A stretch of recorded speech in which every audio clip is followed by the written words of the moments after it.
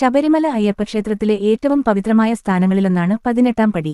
അയ്യപ്പദർശനത്തിനായി 41 ദിവസത്തെ കഠിനവ്രതമെടുത്ത് ഇരുമുടിക്കെട്ടുമായി എത്തുന്ന ഭക്തർക്ക് മാത്രമേ ഈ പടികൾ ചവിട്ടി അയ്യപ്പസന്നിധിയിലേക്ക് പ്രവേശിക്കാൻ അനുവാദമുള്ളൂ.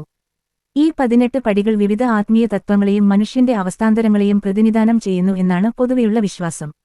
ആദ്യത്തെ 5 പടികൾ പഞ്ചേന്ദ്രിയങ്ങളായ കണ്ണ്, ചെവി, മൂക്ക്, നാവ്, ത്വക്ക് എന്നിവയെയാണ് സൂചിപ്പിക്കുന്നത്.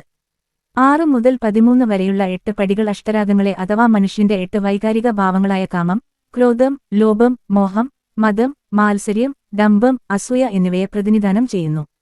14 മുതൽ 16 വരെയുള്ള 3 പടികൾ പ്രകൃതിയുടെ ത്രിഗുണങ്ങളായ സത്വം, രജസ്, തമസ് എന്നിവയെ സൂചിപ്പിക്കുന്നു. അവസാനത്തെ 2 പടികൾ 17ഉം 18ഉം യഥാക്രമം അവിദ്യ അഥവാ അജ്ഞാനത്തെയും വിദ്യ അഥവാ ജ്ഞാനത്തെയും സൂചിപ്പിക്കുന്നു.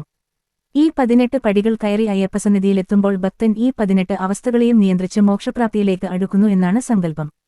അതുകൊണ്ട് 18-ാം പടി ചവിട്ടിക്കയറുക എന്നത് ഭക്തന്റെ സത്യധർമ്മത്തിലുള്ള ഉറപ്പിന്റെയും വ്രതശുദ്ധിയുടെയും പ്രതീകമായി കണക്കാക്കുന്നു. 18-ാം പടിക്ക് ചുറ്റുമുള്ള 18 മലകളിലെ മലദൈവങ്ങളെയാണ് ഓരോ പടിയും പ്രതിനിധാനം ചെയ്യുന്നത് എന്നും ഒരു വിശ്വാസമുണ്ട്. ഈ മലകളുടെ നടുവിലാണ് അയ്യപ്പന്റെ പൂങ്കാവനം സ്ഥിതി ചെയ്യുന്നത്.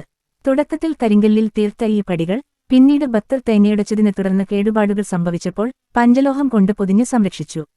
ശബരിമല തീർത്ഥാടനത്തിന്റെ അത്യുന്നതമായ ഒരു ചടങ്ങാണ് ഈ പടികയറ്റം. ഭഗവാനെ ദർശിക്കാൻ ഈ പടികൾ ചവിട്ടിക്കയറുന്ന ഓരോ ഭക്തനും ലഭിക്കുന്നത് നിരാമയനും നിത്യനുമായ ഈശ്വരന്റെ സൂക്ഷ്മമായ സാന്നിധ്യമാണെന്നാണ് വിശ്വസിക്കപ്പെടുന്നത്. കഥകൾ ഇഷ്ടപ്പെടുന്നുണ്ടെങ്കിൽ വീഡിയോ ലൈക്ക് ചെയ്യാനും ചാനൽ സബ്സ്ക്രൈബ് ചെയ്യാനും മറക്കല്ലേ.